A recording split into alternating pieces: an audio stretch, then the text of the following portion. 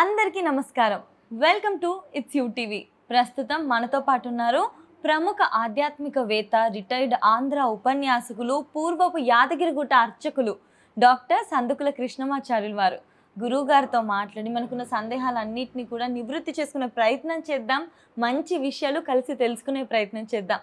అంతకంటే ముందు ఇటువంటి ఆధ్యాత్మికపరమైన వీడియోస్ కోసం, మంచి విషయాలు తెలుసుకోవడం కోసం ఇప్పుడే మన ఛానల్ని సబ్స్క్రైబ్ చేసుకోండి. నమస్కారం గురుగారు. శుభం విజయోస్తు. గురుగారు, మనకి 15వ తారీఖున, జూన్ 15వ తారీఖున సోమవతి అమావాస్య ఉంది కదా, దాని యొక్క విశిష్టత, ప్రాముఖ్యత ఏంటి గురుగారు? రేపు 15వ తారీఖు సోమవతి అమావాస్య అంటారు. మళ్ళీ జ్యేష్ఠ పూర్ణిమ కూడా ఉంది కదా, జ్యేష్ఠ మాసం పూర్ణిమ కూడా ఉంది కదా. ఆ పూర్ణిమ నాడు తిరుమల శ్రీనివాసుడికి జ్యేష్ఠాభిషేకం ఉంది కదా, మళ్ళీ అది ప్రాధాన్యతనే కదా. అవును. కాబట్టి మన దృష్టిలో అమావాస్య ప్రాధాన్యమే, పౌర్ణిమ ప్రాధాన్యమే. మొదటి జవాబు. రెండోది సోమవతి. ఇది సంబంధం కాదు, సోమవతి ఏ తల్లి అయితే ఏంది. అమావాస్య అంటేనే మాతృమూర్తి అని మనకు ఒక భావన. ఇంకోటి అమావాస్య నాడు ఆడపిల్ల పుడితే లక్ష్మి, మహాలక్ష్మి అని ఒక పేరు లోకంలో అందరికీ. అమావాస్య నాడు ఆడపిల్ల పుట్టింది, మంచి అదృష్టం అని అది. కనుక ఈ అమావాస్య నాడు ఏది చేసినా మంచిదే. కానీ అమావాస్య చెడు అనుకుంటారు, తప్పు. చెడు కాదు, మంచిది. ఆరాధన చేయొచ్చు. అన్నిటికంటే గొప్పది దీపాలను వెలిగించి ఏదైనా దానం చేయాలి, ఏవైనా దానం చేయాలి. సో అది ఆడవాళ్లకు వినరా సౌభాగ్య వ్రతం అంటామే. అలానే ఏది లేకున్నా ఏదో దేవాలయాలనో ఎక్కడనో ఇంట్లోనో పేరంటాల రూపంలో అమ్మవారిని తలుచుకొని, సోమవతి తలుచుకొని ఆ రోజు నాడు ఇచ్చేస్తే శుభ పరంపరలు, దోషాలుంటే పోతాయి. అమావాస్య దోషం. పురుషులైతే అమావాస్య నాడు పితృతర్పణాలు చేస్తారు. కనుక సోమవతి అమావాస్య మీరు బాగా అడిగారు. ఆడవాళ్లకు అన్ని అమావాస్యల్లో ఆడవాళ్లకు ప్రాధాన్యత ఉన్నా తక్కువ ఉంటుంది. పురుషులు మాత్రం పితృతర్పణాలు చేస్తారు. కాబట్టి యమతర్పణాలు ఆడవాళ్లకు మంచిది. మంచి ప్రశ్న. ఏవైనా దానాలు చేయాలి, ఏదైనా ఒకటే. ఆ రోజు ఏవో రూపంలో దైవ ఆరాధన, దానం శుభం. అంటే గురుగారు, సాధారణంగా అమావాస్య నాడు మగవారికే ఉంటుంది చేయడానికి తర్పణాలు అవన్నీ. కాకపోతే సోమవతి అమావాస్య అనేది ఆడవాళ్ళకి కూడా.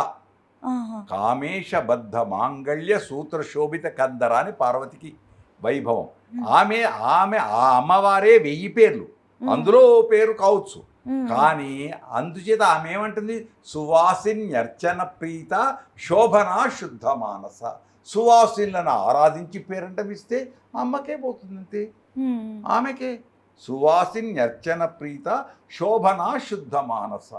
కనుక మనం మనస్సును శుభ్రంగా చేసుకొని అమ్మవారిని తలుచుకొని దానం ఇస్తే సరిపోయి, లేదా దైవ దర్శనం చేసుకుంటే సరిపోయి, లేదా ఇంట్లో పటం దగ్గరనే అమ్మవారి దగ్గర చిన్న దీపం వెలిగించి నమస్కారం చేస్తే అయిపోయాయి.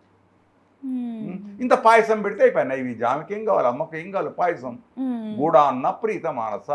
పాయసం పెడితే ఆమెకి ఎంతో ఇది. దద్యాన్నాసక్త హృదయ. పెరుగన్నం పెట్టు పొద్దుటి పూట అయితే. ఎప్పుడైనా పెరుగన్నం కానీ పాయసాన్నం కానీ నైవేద్యం పెడితే అయిపోయి, సంతోషం. దానాలు చేయాలి అన్నారు. పేరంటాలు మనం పేరంటమని ఆడవాళ్ళు అందరికీ చేస్తారు కదా. ఏవైనా సౌభాగ్యం, ఏవో 2 తమలపాకులో పండో ఏదో రైకగణమో ఏదో వస్త్రాలు ఎంత ఉంటే అంతే. వాయవు కానీ అప్పు చేయకూడదు. అది ఒకటి గుర్తుంచుకోండి. అప్పు చేసి ఇది చేయడం అనేది చాలా తప్పు. ఏది చేయకూడదు. ఉన్న దానిలో ఎంతో కొంత ఇంత. కానీ ఆడంబరాలకు పోయి అప్పు చేసి ఇంత అంత అని కాకూడదు. కనుక ఈ అమావాస్య నాడు సువాసిని అర్చన ప్రీత ఆడపడుచులకు సౌభాగ్య రూపంలో ఏ దానాలు చేసినా మంచివి. అప్పు చేసి మాత్రం వద్దు. ఉన్న దానిలో ఆఖరకు పత్రం, పుష్పం, ఒక పువ్వు ఇచ్చినా తిలకం ఉంచి ఓ పువ్వు, ఓ వక్క, ఏది ఇచ్చినా సంతోషం. ఆ రోజు ఇంకా ఏ దానం చేసినా మంచిది. కానీ శాస్త్రాలు వీటి దగ్గరకు వచ్చేవరకు పచ్చి శనగలు, పచ్చి ఇవి ఇలాంటివి అనేక రకాల్లో ఉన్నాయి. అవే కావాలని ఏం లేదు. అమ్మవారు ఏది చేసినా తృప్తి పడుతుంది. తల్లి మాతృహృదయం కనుక స్మరిస్తే చాలు.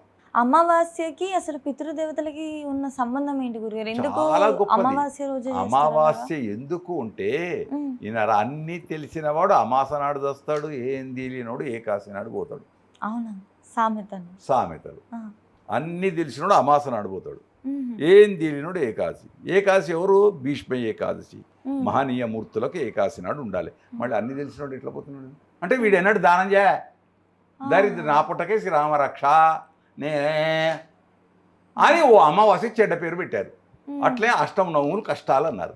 అష్టమి నవములు కష్టాలు అన్నారు. అష్టమి నవములు కష్టాలా? అష్టమి నాడు పుట్టాడు కృష్ణుడు, నవమి నాడు పుట్టాడు రాముడు, అమావాస్య నాడు పుట్టింది ఆడపిల్ల, అమావాస్య నాడు దీపావళి. కనుక ఏది లేదు, మన భావననే చెడు, మన భావనయే చెడు. అన్నీ మంచి, సృష్టిలో ఉన్నది ప్రతి ఒక్కటి మంచే. మంచి సద్భావన అఖిల చైతన్యుడనై మంచి భావనతో నువ్వు ఏది చేసినా బంగారమే, పట్టింది బంగారం. కానీ అప్పు చేయకు, ఎదుటి వాళ్ళను బాధ పెట్టరు. అంటే గురుగారు ప్రతి అమావాస్య రోజు ఖచ్చితంగా ఇంట్లో ఉన్న మగవాళ్ళు తర్పణాలు చేయాలి, చేసుకుంటారు అంతే. ఇది ఒకవేళ ఇంట్లోనే సులభంగా చేసుకునే మార్గం ఏమైనా ఏమీ లేదు, 3 సార్లు నీళ్ళు వదిలితే సరిపోయి అంతే. రోజు అసలు రోజు వదలాలి సూర్యుడికి. ఎంతమంది వదులుతున్నారమ్మా? ఒక దోషడు నీళ్లు దేవుడికి వదలరే. సంధ్య వందనం దాని పేరు. సంధ్యలు త్రిసంధ్యలు, ప్రాత మధ్యాహ్న సాయం. త్రిసంధ్యలలో హాయ దైవ స్మరణ. ఒక దోషుడి నీళ్లు నీకు ప్రపంచం ఇచ్చిన వాళ్ళకు వదలచ్చు, పితృదేవులకు వదులు. అట్లనే సూర్యుడికి వదిలినట్టే పితృదేవతలకు వదులు. నీళ్ళే, దానికి భయపడతామే. మళ్ళీ అదే మహమ్మదీయ సోదరులు 5 రాత్రులలో వాళ్ళు పూజలు చేస్తారు. వాళ్ళు 5 వాళ్ళకి 5 సార్లు నమస్కారం చేస్తారు, నమాజ్. ప్రతి వాళ్ళలో ఉంది. కానీ ఒకటి ఓరొరు ఆచార వ్యవహారాలు వాళ్ళకు, పంచ నమాజులు వాళ్ళకున్నాయి, అట్లే మనకున్నాయి, త్రికాల సంధ్యలు అన్నీ ఉన్నాయి. కానీ ఆచరించడం గొప్పది. ఏది లేకున్నా ఒక స్నానం చెయ్యి, దోష నీళ్లు దేవుడికి తర్పణం చెయ్యి, అంతే.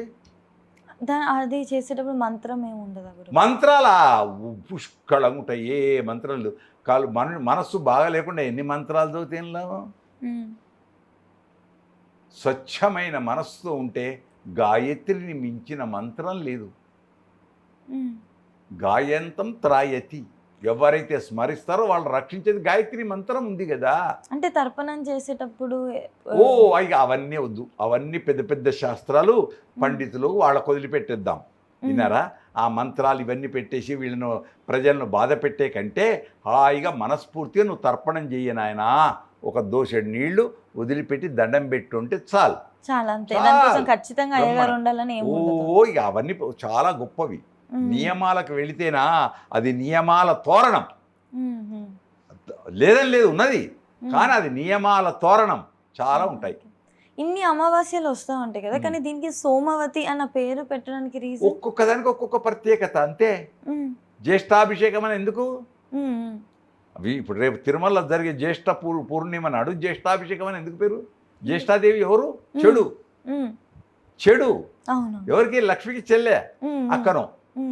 ఎట్లా అనుకుంటే అక్కడ ఇది దౌర్భాగ్యం, అదే లక్ష్మీ సంపద. ఈ రెండింటిని పూజిస్తున్నాం మనం. దాని ఆంతర్యం. చెడును పూజిస్తున్నాం, మంచిని పూజిస్తున్నాం. మంచి చెడు అనేది మంచి అగుగాక. మనం కోరేంటి? చెడు అనేది లేకుండా అది మంచి అగుగాక. అమావాస్య కూడా పౌర్ణిమ వలె ఆనందాన్ని ఇచ్చుగాక. దాని ఆంతర్యం అది.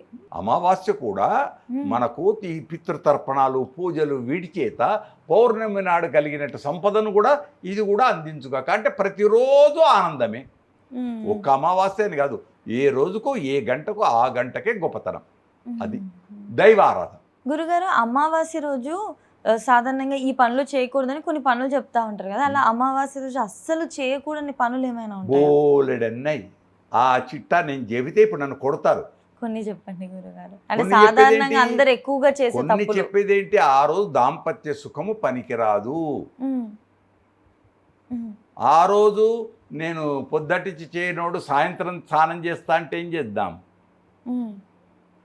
రోజు ఉదయం లేవగానే స్నానం చేయాలి. నేను ఆ రోజు చేయను, సాయంత్రం చేస్తా అంటే ఉపవాసం ఉండాలి కదా. ఉపవాసం కోసం నేను ముఖం కూడా కడగానంటే ఆ రోజు చెడా మంచిగా? చెడే కదా. మళ్ళీ నువ్వు అదే రోజటి వలె ఉండి నిరాహారంగా ఉండి చక్కగా ఆరాధించుకుంటే చాలా మంచిది. కనుక ఇవన్నీ మనం కల్పించుకున్నవి, ఏవైనా సరే సంతోషంగా. ఇప్పుడు మనకి 15వ తారీఖు అయితే సోమవతి అమావాస్య వస్తుంది కదా గురుగారు. ఈ వీడియో చూసేవాళ్ళు ఆ రోజు ఏదైనా చక్కగా పూజ చేసుకోవాలి అనుకుంటే వాళ్ళకి పూజ విధానం కానీ ఉపవాసం ఏమైనా చేయాలా? హాయిగా చేసుకోవచ్చు. ఉపవాసం ఎందుకు చేయాలి? దాని అర్థం ఏంటి? ఏం తినకుండా ఉండడం ఉంటారు తప్పు. ఉపవసతీతి ఉపవాస, అమ్మవారికి దగ్గర ఉండుట. అదుగో అక్కడ పక్కకి అమ్మవారు ఉన్నారు, ఇక్కడ దాక్షాయణి ఉంది, పక్కకు ఉండుట దాని అర్థం. ఉపవసతి, అమ్మవారి పక్కనే ఉండుట అంటే దైవ చింతన కలిగి ఉండుట, దైవాన్ని ఆరాధించుట. దీన్ని మన వాళ్ళు ఏం చేశారు? తింటే నిద్ర వస్తుంది, తింటే సోమర్తనం పెరుగుతుంది, ఆ నిద్రతోటి ఆవలింతలు వస్తాయి. ఇవన్నిటికీ ఏం చేశారు? తినకు తినకు తినకు తినకు తినకు అని. తినకపోవడానికి కారణం తినకు తినకు తినకు అని తినకపోవడానికి కారణం ఆరోగ్యం. ఓకే. ప్రకృతి చికిత్సలో నిరాహారం చాలా ఆరోగ్యం. ప్రకృతి చికిత్సలో ఆయుర్వేద చికిత్స లోపల ఎంత ఉపవాసం ఉంటే అంత మంచిది. మందు ఉపవాసం మంచిది వాళ్ళ ఆ శాస్త్రంలో, గొప్పది అది. అందుకు కనీసం ఒక శనివారం నాడని ఒక్క పూట ఉండవయ్యా దేవుని పేరు మీద, అమావాస్య నాడని తినకుండా ఉండవయ్యా, ఇవన్నీ మనం కల్పించింది అంతే. అదే సోమ అమావాస్య, సోమవతి అమావాస్య. కనుక తప్పకుండా నిరాహారంగా శాస్త్రీయంగా ఆనందంగా మంచిగా ఆరాధన చేసుకుంటే సంతోషం. సోమ అనేటప్పటికే చంద్రుడు అమావాస్య నాడు చంద్రుడు ఉండడు, చల్లని ధనం. కనుక ఆ రోజు ఆ పూజ చేసుకుంటే మంచిది. చక్కగా ఎప్పట్లా దీపారాధన చేసుకునే వాళ్ళు ఆరాధన చేసుకోవచ్చు. అన్నిటికీ ఒకటే. అన్నమయ్య ఏం చెప్పాడు? షోడశ కళానిధికి షోడశ ఉపచారములు. అవి చేత కాదు, పంచ ఉపచారం. అది చేత కాదు, ఒక్క నమస్కారం. ఇది కూడా నా చేత కాదు, పోని కనీసం కళ్ళు మూసుకొని దైవా నన్ను రక్షించు. అది కూడా నేను చేయనంటే ఏం చేయలేము. అది కూడా నేను చేయను, ఇష్టం అంతే.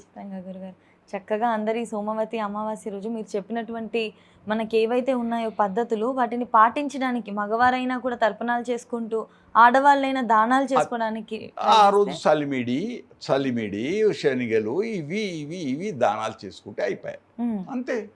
ఆడవాళ్ళకు ఉండేది ప్రత్యేకంగా నాగ చతుర్థి, పంచమి, నాగుల పంచమి ఇట్లా చేస్తాము, సోమవతి అమావాస్య అంతే.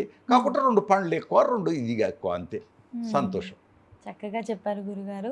ధన్యవాదాలు గురుగారు. జయము. అందరికీ శుభాకాంక్షలు. సోమవతి అమావాస్య యొక్క శుభాకాంక్షలు. ఆడపడుచులకు చక్కటి సౌభాగ్యాలు ఇచ్చి వర్ధిల్లజేయుగాక. ధన్యవాదాలు గురుగారు.